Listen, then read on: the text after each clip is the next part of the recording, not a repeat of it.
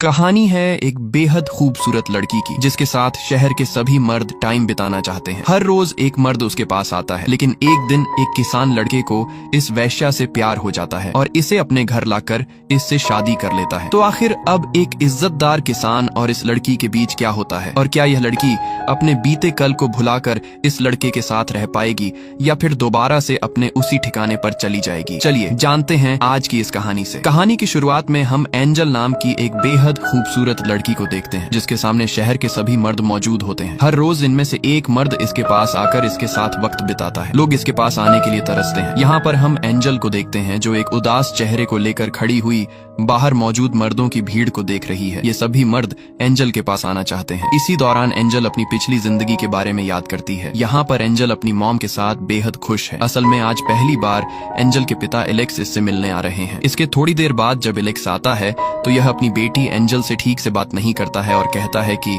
मुझे तुम्हारी माँ से कुछ जरूरी बात करनी है, इसलिए तुम बाहर जाओ। ये सुनकर एंजल चुपचाप बाहर चली जाती है, जिसके बाद एलेक्स एंजल की माँ से कहता है कि मैंने तुमसे शादी नहीं की, तुम सिर्फ मेरे घर में रहती हो और ना ही मुझे तुम्हारा वो बच्चा चाहिए। एंजल बाहर खड़ी होकर ये सब सुनते हुए रो रही थी। असल में एलेक्स को हमेशा से एक लड़का चाहिए था और इसीलिए एलेक्स एंजल से नफरत करता है। एलेक्स एंजल की मॉम को मार पीट कर वापस चला जाता है। बाहर हम एंजल को देखते हैं जो उदासी को छुपाकर चेहरे पर झूठी हंसी रखी हुई है। इसी दौरान इसके पास इसकी मॉम आती है और कहती है कि बेटा, इसमें तुम्हारी कोई गलती नहीं है। एंजल पूछती है, पापा अब वापस कब आएंगे? जिस पर इसकी मॉम कहती है कि शायद कभी नहीं। अब ऐसे ही वक्त के चलते इन दिनों को एक खत मिलता है जिसमें लिखा हुआ था कि एलेक्स ने यह घर बेच दिया है, जिसके चलते अब एंजल और इसकी मॉम अपने सामान को पैक करके यहाँ से बाहर निकल जाती हैं। थोड़ी देर बाद दोनों माँ बेटी एक ज्वेलरी की दुकान पर जाकर ये अपने सारे गहने बेचने लगते हैं, लेकिन दुकानदार कहता है कि तुम्हारे ये सभी गहने नकली हैं, लेकिन अगर तुम मेरी मदद करोगी तो मैं भी तुम्हारी मदद कर दूंगा। एंजल की मॉम ऐसा करना तो नहीं चाहती, लेकिन देखा जाए तो अब इसके पास दूसरा कोई रास्ता भी नहीं है। इसके साथ उसकी मासूम सी बेटी है जिसे शायद भूख भी लग रही होगी। इन सब बातों को सोचते हुए एंजल की मॉम उस आदमी के साथ अंदर चली जाती है। थोड़ी देर बाद एंजल की मॉम बाहर आती है। अब इनके पास पैसे कमाने का कोई जरिया नहीं है, इसलिए एंजल की मॉम अपनी बेटी से सच्चाई छिपाए इसी काम को करने लगती है, जिसके बदले इन्हें जीने के लिए कुछ पैसे मिल जाते हैं। लेकिन एक दिन एंजल की मॉम की तबीयत खराब हो जाती है, तभी वह अपनी बेटी एंजल से कहती है कि बेटी, अपना ख्याल रखना। एंजल अपनी माँ को इस हालत में देखकर काफी रोती है, लेकिन ये खुद बेसहारा है। इसके पास मदद करने का भी जरिया नहीं है। इनके पास इतने पैसे नहीं थे कि एंजल अपनी मॉम का इलाज करवा सके, जिसके चलते कुछ ही दिन में इसकी मॉम मारी जाती है। एंजल अब पूरी तरह से अकेली है। इसका अब इस दुनिया में कोई नहीं रहा, बस एक उदास और मासूम चेहरे के साथ ऐसे ही रहती है। लेकिन इसकी ये जिंदगी भी इसका ज्यादा दिन साथ नहीं देती है और बन जाती है शहर की सबसे खूबसूरत और मशहूर लड़की। लेकिन कैसे बनी ये आपको आगे पता चलेगा। इसके बाद हम प्रेजेंट का सीन देखते हैं, जहाँ पर माइकल नाम के एक जवान लड़के को देखते हैं जो अकेला अपनी खेती बाड़ी करता है। आज माइकल चर्च में जाता है और ईश्वर के सामने प्रार्थना करता है कि मुझे एक अच्छा साथ चाहिए। इसके बाद माइकल शहर में अपने सामान को सप्लाई करने जाता है, लेकिन तभी पहली बार माइकल एंजल को देखता है जो आज शाम के वक्त बाहर घूमने निकली है। माइकल को पहली ही नजर में इस एंजल से प्यार हो जाता है और इसे बस देखता ही रहता है। तभी पास में मौजूद आदमी माइकल से कहता है कि वो इस इलाके की सबसे खूबसूरत लड़की है। उसके साथ वक्त बिताने के लिए लोगों को लाइन में लगना पड़ता है। ये सुनकर माइकल को हैरानी होती है कि इतनी खूबसूरत लड़की ऐसा काम क्यों करती है। माइकल सोच लेता है कि उसकी पिछली जैसी भी थी, मैं उसे भुलाकर इसे अपनाऊंगा और इससे शादी करके इसे एक अच्छी जिंदगी दूंगा। इसके अगले सीन में हम एंजल को देखते हैं। तभी इसके पास डचेस का एक बॉडीगार्ड आता है। असल में डचेस एंजल की मालकिन है जिसने एंजल को यहाँ पर रखा हुआ है। ये आदमी एंजल से पैसे लेने आता है, लेकिन इसे लगता है कि एंजल ने और पैसे छुपाए हुए हैं, इसलिए इसके साथ बदतमीजी से बात करता है। जिंदगी से हारी एंजल भी इससे इसी की भाषा में बात करती है, जिससे इसको गुस्सा आता है और एंजल को मारने लगता है। मगर तभी यहाँ पर डचेस आती है और अपने बॉडीगार्ड से कहती है कि अगर एंजल को हल्की सी भी चोट आई तो नीचे खड़े लोग तुम्हें नहीं छोड़ेंगे, और साथ ही कहती है इसे जल्दी से नए ग्राहक के लिए तैयार करो। थोड़ी देर बाद एंजल फिर से तैयार हो जाती है, लेकिन तभी आज यहाँ पर पहली बार माइकल आता है। एंजल कहती है कि बताओ मैं तुम्हारे लिए क्या कर सकती हूँ, लेकिन माइकल कहता है कि देखो मैं ये सब करने नहीं आया, मैं उन सबसे अलग हूँ, और कहता है कि मैं तुमसे शादी करना चाहता हूँ। ये सुनकर एंजल हंसते हुए कहती है कि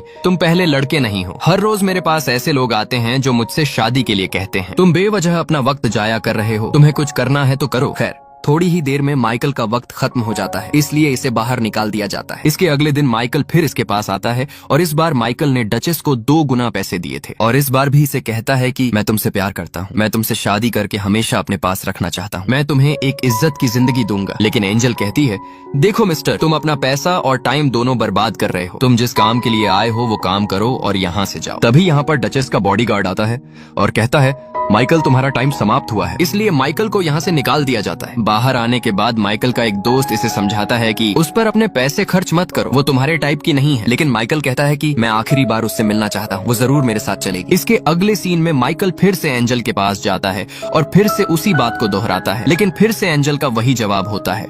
माइकल कहता है कि क्या तुम्हें यहाँ रहना पसंद है? हर रोज तुम्हारे पास एक नशेड़ी गंदे कपड़ों में आता है और वो तुम्हारा इस्तेमाल करता है। देखो एंजल, मैं तुम्हें एक नई जिंदगी देना चाहता हूँ। लेकिन एंजल कहती है कि अगर तुम मेरी पिछली जिंदगी के बारे में जानोगे तो तुम मुझसे शादी नहीं करोगे।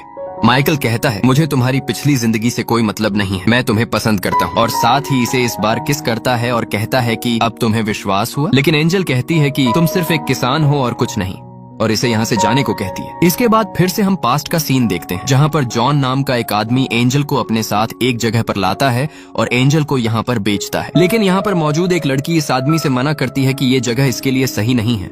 लेकिन जॉन इसकी बात को नहीं मानता और जबरदस्ती इसे ऊपर यहाँ के मालिक ड्यूक के पास लाता है। जॉन ड्यूक से कहता है कि इस लड़की को तुम अपने पास रख लो और मुझे इसके बदले पैसे दे दो। ड्यूक, जो कि लड़कियों को खरीदता और उनसे अपने लिए पैसे कमवाता है, ड्यूक यहाँ अपने दोस्तों को इशारा करता है और ये लोग जॉन को यहीं पर मार देते हैं। ये देख एंजल यहाँ से भागने लगती है, लेकिन ड्यूक इसे रोक लेता है। वक्त के चलते एंजल अब काफी बड़ी हो चुकी है और ड्यूक एंजल को लोगों की बस एक जरूरत बना देता है, जिसके बदले ड्यूक को अच्छे खासे पैसे मिल जाते हैं। अब एक दिन यहाँ पर एंजल का बाप एलेक्स आता है। एलेक्स को नहीं पता होता कि ये मेरी बेटी है। एलेक्स एंजल के साथ इसके कमरे में जाता है। इसके अगले सीन में एलेक्स अकेला बैठकर रो रहा होता है, क्योंकि एंजल ने इसे सब कुछ बता दिया था कि मैं तुम्हारी बेटी हूँ। अब एलेक्स को अपनी गलती का एहसास होता है कि मेरी वजह से मेरी बेटी की जिंदगी क्या बन गई। एलेक्स रोते हुए अपनी गन को अपने ऊपर रखकर अपने आप को शूट कर लेता है। बाहर हम देखते हैं कि एक शैली नाम की लड़की एंजल को यहाँ से भगा देती है। जब ड्यूक को इसके बारे में पता लगता है तो वह शैली को मरवा देता है। अगले सीन में एंजल एक छोटी शिप में बैठकर इस शहर से कहीं दूर जा रही होती है। इसके पास में मौजूद कुछ लड़कियां इससे बातें करती हैं। थोड़ी देर बाद एंजल एक दूसरे शहर में पहुंच जाती है। तभी इसके पीछे से वही 2 लड़कियां आती हैं जिनके साथ एंजल नाव में बैठी हुई थी। वो इसके पास आकर इसे मारकर इसके सभी पैसों को ले जाती है। एंजल यहाँ पर बेहोश पड़ी हुई है। इसी दौरान यहाँ पर डचेस आकर इसे अपने साथ यहाँ ले आती है और इसे धंधे पर लगा देती है। अब सीन प्रेजेंट में आता है, जहाँ पर हम एंजल को देखते हैं। तभी इसके पास इसकी एक दोस्त आती है। एंजल कहती है कि मेरी तबीयत खराब है। इसकी दोस्त पूछती है, तुम्हें क्या हुआ? एंजल कहती है कि मुझे माइकल की याद आ रही है, शायद उसी की वजह से मेरी तबीयत डाउन है। एंजल अब फैसला कर लेती है कि मैं अब इस काम को छोड़ दूंगी, इसलिए डचेस के पास जाती है और इसे कहती है कि मैं इस काम को छोड़ रही हूँ। डचेस कहती है कि आखिर तुम यहाँ से जाओगी कहाँ? आखिर तुम्हें यहाँ पर किस चीज की कमी है? यहाँ पर तुम्हें अच्छे कपड़े, अच्छा खाना मिल रहा है। लेकिन अब एंजल को यहाँ नहीं रहना और डचेस से कहती है कि मुझे मेरे पैसे दो। लेकिन डचेस कहती है कि मैं तुम्हें एक भी पैसा नहीं दूंगी, जिस पर एंजल डचेस के ऊपर चिल्लाती है। तभी डचेस अपने गार्ड को बुलाती है और कहती है कि एंजल की जुबान कुछ ज्यादा ही चल रही है, इसलिए इसको सबक सिखाओ। डचेस के कहने पर यह आदमी इसे अपने साथ खींचते हुए ले जाता है और इसे काफी मारता है। एक तरफ हम माइकल को देखते हैं, जिसे अचानक एक सपना आता है और एंजल को किसी परेशानी में देखता है। इसलिए सुबह होते ही माइकल एंजल के पास आता है और अब इसकी ऐसी हालत को देखता है तो इसे काफी बुरा लगता है। माइकल डचेस से कहता है कि मैं इसे यहाँ से ले जा रहा हूँ। डचेस कहती है कि मेरे इस पर पैसे बाकी हैं, जब तक ये मेरा हिसाब नहीं कर देगी तब तक ये यहाँ से नहीं जा सकती। ये सुनकर माइकल अपने पास मौजूद कुछ पैसे देता है और एंजल से पूछता है कि क्या तुम मुझसे शादी करोगी? जिस पर एंजल हाँ कहती है। माइकल अब एंजल को अपने साथ ले जाता है। घर आने के बाद एंजल माइकल से कहती है कि तुमने डचेस को काफी ज्यादा पैसे दे दिए हैं। माइकल कहता है कोई नहीं, मुझे बस तुम्हें वहाँ से निकालना था। लेकिन एंजल इसे इसकी अंगूठी को दे देती है, जो कि माइकल ने शायद इसे रास्ते में पहनाई थी। एंजल कहती है कि जब मैं ठीक हो जाऊंगी तो मैं तुम्हारे सभी पैसे वापस लौटा दूंगी, लेकिन मैं तुमसे शादी नहीं कर सकती क्योंकि शादी करने के बाद मैं तुम्हारी गुलाम बन जाऊंगी। जिस पर माइकल हंसने लगता है और कहता है कि शादी करना कोई गुलामी नहीं है। तभी माइकल इसे कुछ कपड़े देता है और कहता है कि तुम इन्हें पहन सकती हो। एंजल पूछती है कि ये कपड़े किसके हैं? माइकल बताता है ये कपड़े मेरी बहन के हैं जो अब इस दुनिया में नहीं रही, और अब यहाँ पर मेरी बहन का पति पोल और मैं रहता हूँ। लेकिन पोल भी फिलहाल यहाँ पर नहीं है। तभी एंजल खड़े होने की कोशिश करती है, लेकिन एंजल अब काफी ज्यादा कमजोर है, इसलिए नीचे गिर जाती है। ये देखकर माइकल इसे सहारा देता है। अब वक्त के चलते ऐसे ही दोनों को एक साथ रहते हुए करीब 3 हफ्ते गुजर जाते हैं और अब एंजल के जख्म भी ठीक हो गए थे। एंजल अपने पास माइकल को बुलाती है और इसे कहती है कि अब तुम्हारा कर्ज उतारने का टाइम आ गया है और इसे अपने करीब आने को कहती है। लेकिन माइकल चाहता है कि पहले एंजल के दिल में मेरे लिए जगह हो, इसे महसूस हो कि मैं बाकी मर्दों जैसा नहीं हूँ। इसलिए माइकल इसके करीब आने से मना कर देता है। इसके बाद माइकल जब बाहर खेती कर रहा होता है तो एंजल इसे देखती है और कहती है कि मैं तुम्हारी पत्नी बनकर ये सब काम नहीं कर सकती, लेकिन जब तक मैं यहाँ हूँ तब तक मैं तुम्हारे काम में हाथ बंटा सकती हूँ। खैर, दोनों एक साथ मिलकर खेती करते हैं, जिसके बाद माइकल इसे मछली पकड़ना सिखाता है और साथ ही छोटे मोटे काफी कामों को करते हैं। अब जब रात होती है तो तभी माइकल एंजल के पास आता है और इसे कहता है कि हमें कहीं जाना है। एंजल कहती है रात को हम कहाँ जाएंगे, लेकिन माइकल इसे नहीं बताता, बस इसे अपने साथ जबरदस्ती ले जाता है और काफी दूर एक ऊंची जगह पर लाकर इसे अपने पास बैठा लेता है। थोड़ी देर बाद सुबह हो जाती है और माइकल इसे उगते हुए रंगों से भरे सूरज को दिखाता है और कहता है कि मैं तुम्हारी जिंदगी में ऐसे ही रंग भरना चाहता हूँ। एंजल कहती है कि अगर तुम मेरा आधा भी सच जानोगे तो तुम मुझसे शादी नहीं करोगे। माइकल कहता है तुम्हारी पिछली जिंदगी जैसी भी थी, मुझे उससे कोई मतलब नहीं है, वो तुमने नहीं चुनी थी, लेकिन अब तुम चुन सकती हो। खैर, इसके बाद माइकल वापस घर आता है। तभी यहाँ पर काफी दिन के बाद माइकल का जीजा पोल आता है। दोनों एक दूसरे को देखकर खुश होते हुए गले मिलते हैं। माइकल कहता है कि मैंने शादी कर ली है। पोल कहता है कि क्या तुम मुझे उससे मिलवाओगे नहीं? मैं देखना चाहता हूँ कि आखिर तुम्हारी वाइफ दिखती कैसी है। माइकल पोल को अपने साथ एंजल के पास लाता है। पोल एंजल को देखते ही पहचान लेता है कि ये कौन है और क्या काम करती है, लेकिन माइकल के सामने पोल कुछ नहीं कहता। थोड़ी देर बाद माइकल बाहर की ओर चला जाता है। तभी पोल एंजल से कहता है कि क्या तुम मुझे जानती हो? एंजल कहती है नहीं, क्योंकि सभी मर्द बिना कपड़ों के एक जैसे लगते हैं। पोल कहता है लेकिन मैं तुम्हें जानता हूँ, मैंने तुम्हारे साथ वक्त गुजारा था। और कहता है कि माइकल एक अच्छा लड़का है, उसे तुम जैसी लड़की नहीं चाहिए। क्या उसे तुम्हारे बारे में पता है कि तुम क्या काम करती हो? एंजल कहती है हाँ, उसे सब कुछ पता है और सब जानते हुए उसने मुझे अपनाया है। इसके बाद पोल बाहर माइकल के पास जाता है और एंजल के बारे में इसे सच्चाई बताता है। माइकल कहता है कि मुझे सब पता है। पोल को सुनकर हैरानी होती है और एंजल के बारे में उल्टा सीधा बोलने लगता है।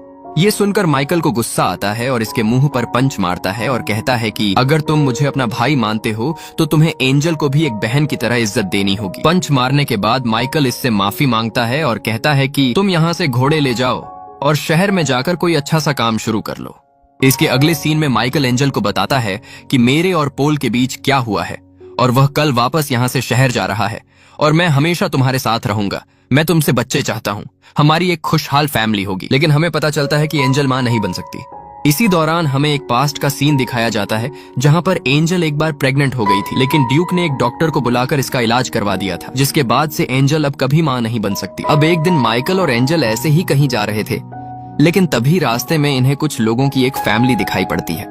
यहाँ पर एक औरत पेट से थी। ये देखकर माइकल इन्हें अपने घर ले आता है और इन्हें खाना देता है। यहाँ पर एक मरियम नाम की लड़की और इसकी मॉम एलिजाबेथ, जो कि बच्चे को जन्म देने वाली है, और एलिजाबेथ का पति है। थोड़ी देर बाद मरियम एंजल से पूछती है कि तुम और माइकल कैसे मिले थे, जिस पर एंजल अपनी सच्चाई को न छुपाते हुए इसे सब कुछ सच सच बता देती है। अब कुछ दिन बीत जाने के बाद एलिजाबेथ बच्चे को जन्म देती है। सभी में खुशी का माहौल था। माइकल और मरियम दोनों हंसते हुए बच्चे के साथ खेल रहे होते हैं। दूर खड़ी एंजल ये सब देखती है। इसके बाद एंजल और माइकल दोनों खेत में बीज बिखेर रहे थे। तभी एंजल कहती है कि तुम्हारी और मरियम की जोड़ी अच्छी लगती है, तुम्हें उससे शादी करनी चाहिए। लेकिन माइकल कहता है कि मैं तुमसे प्यार करता हूँ, मैं हमेशा तुम्हारे साथ रहना चाहता हूँ। एंजल सच्चाई बताती है कि मैं कभी तुम्हें परिवार नहीं दे सकती, क्योंकि कुछ साल पहले ड्यूक ने मेरा ऑपरेशन करवाया था। लेकिन माइकल कहता है कि तुम जैसी भी हो मुझे पसंद हो और हमें हिम्मत नहीं हारनी चाहिए। इसके अगले सीन में एंजल माइकल से कहती है कि तुम मुझे वहाँ ले चलो जहाँ से हमने उगते हुए सूरज को देखा है। एंजल की बात को मानकर माइकल इसे यहाँ पर ले आता है। एंजल कहती है मैंने काफी सालों में उगते हुए सूरज को नहीं देखा है, मैं हमेशा एक चार दीवारी में रही हूँ। इसके अगले दिन एंजल रास्ते में जा रहे एक बूढ़े आदमी के साथ माइकल को छोड़कर यहाँ से चली जाती है और एक खत को छोड़कर जाती है। मरियम इस खत को लेकर माइकल के पास जाती है। माइकल इस खत को पढ़ता है जिसमें लिखा हुआ है कि माइकल और मरियम की जोड़ी अच्छी है, तुम दोनों साथ में अच्छे लगते हो। मरियम कहती है कि तुम्हें एंजल को लेने जाना होगा, मगर अब माइकल कहता है कि मैंने वो सब कुछ किया जो किया जा सकता था, लेकिन फिर भी उसे मेरे प्यार पर विश्वास नहीं हुआ और अब वो जहाँ जाना चाहती है जा सकती है, मैं उसे लेने नहीं जाऊंगा। एंजल अपनी मर्जी की मालिक है।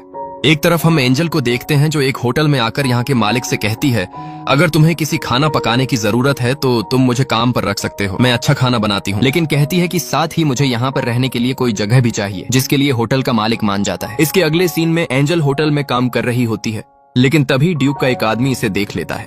अब रात को हम देखते हैं कि इस पूरे होटल में आग लग चुकी है और सुबह के वक्त एंजल बचे हुए सामान को ले रही थी। मगर तभी यहाँ पर ड्यूक आता है जो इसे काफी सालों से तलाश कर रहा था और इसे अपने साथ आने को कहता है। लेकिन अब एंजल वो सब काम छोड़ चुकी है और इसके साथ जाने से मना करती है, जिस पर ड्यूक धमकी देता है कि अगर तुम मेरे साथ नहीं आई तो मैं इस होटल के मालिक को मरवा दूंगा, और हाँ, इस होटल को भी मैंने ही जलवाया है।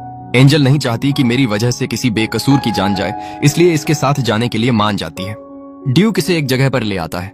एंजल देखती है कि यहाँ पर पहले से ही 2 मासूम छोटी बच्ची मौजूद हैं। ये देखकर एंजल समझ जाती है कि ड्यूक ने इन्हें यहाँ पर क्यों रखा हुआ है, क्योंकि मुझे भी यहाँ इन्हीं की तरह लाया गया था। ड्यूक एंजल से कहता है, जल्दी से अच्छे से तैयार हो जाओ, मुझे तुम्हें लोगों को दिखाना है। थोड़ी देर बाद एंजल तैयार होकर बाहर आने लगती है। हम एंजल को देखते हैं जो ईश्वर से प्रार्थना करती है कि अगर ईश्वर तुम सच में हो तो मेरे अंदर इतनी हिम्मत डाल दो ताकि आज मैं सभी के सामने सच्चाई बता सकूं कि आखिर ड्यूक ने यहाँ पर 2 छोटी बच्चियों को कैद करके रखा है। सभी के सामने एंजल को लाया जाता है।